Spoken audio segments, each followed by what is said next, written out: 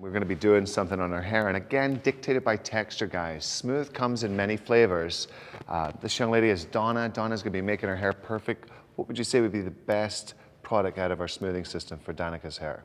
Well, based on her texture, I'll be using the Straight Works just to help smooth out the coarseness of her hair.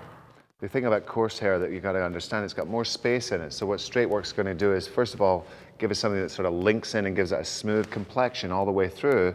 The other thing, if you look at the kind of ends of the hair, they get a little weaker. So Straight Works has a little more fabric to it, so it's going to fill in those blank spots. So it's a kind of two-in-one approach.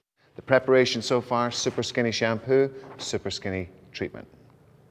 Now we're going to use Straight Works, and unlike the serum, we're going to use a little bit more. Again, remember what we talked about in the consultation here. We want to fill in the blanks, get a nice complexion of the hair. So working it through. Constant seems to be on smoothing. We keep working from the outside in. So commonly, clients that take on professional products just slap it all on top. Especially where there's length involved, you got to get it all the way through. So this is where that knowledgeable styling technique comes in. Don't just do it. Tell them what you're doing and why you're doing it so they can duplicate the same results at home. Couple of choices here. Sometimes we like to paddle through this with a 413, but in this particular case with the texture hair, we're actually going to use a smaller tooth comb just to guarantee that we get distribution of the product all the way through the hair, because this is critical to the result. Straight Works is actually an existing member of the Paul Mitchell family that we've just introduced to smoothing because it really lives in this particular category. So it's not a new product, perhaps it's a new way to apply it to really give you the understanding and the professional knowledge necessary to make it a product you rely on every single day.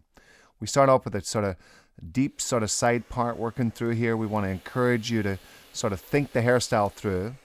We're going to go with a sort of diagonal forward line this time, and so far in the collection we've showed you many different patterns. So this one's really kind of getting ready to set up the style. We're going to go with a 407. For you and I, that just means more teeth, more control, more tension. Because of the texture of Danica's hair, it's really important that we get a little more sort of grip with it. So because of the extra teeth in the 407, we're going to get that all in one. The brush also has a little bit of bevel to it, so it's almost like having a quarter of a round brush. So you're able to get a little bevel and pop into it, a little stretch off the root, a little bend through the middle, and a little bit of a turn on the very bottom edges. Again, in place, consistency is the key. What we have here is a beautiful blow dryer with a nozzle. The nozzle is what stops all those little flyaway hairs blowing all over the place. It directs everything in the same area. It's just going to keep everything consistent to give us the ideal optimum blow dry. The young lady doing the work here is Donna Mazel. She travels with me all over the world and all the show circuits. Every photograph you see at Paul Mitchell that has our name on it, Donna is actually the muscle tool I use. She finishes almost every piece of hair that I do as a hairdresser. And her finishing skills are just second to none. And I love watching her hands work on camera. When Donna was an assistant in the salon, now she's a senior stylist, she would blow dry on average 23 heads a day. What does that make her? An expert, guys. Doing more hair makes you better. Fall in love with the blow dry. Don't look at it as a piece of work. Look at it as the absolute crescendo to the result you're going to make. Moving up, we're still following the same diagram, working with diagonal forward sections. And as you'll see, as we approach the kind of ear line, we'll start to lean this hair all the way into the front side. You'll also notice as the sections get bigger, we kind of seam together the top section of the bottom, and that helps us reduce a little bit of the volume points. So we call that wet and dry technique.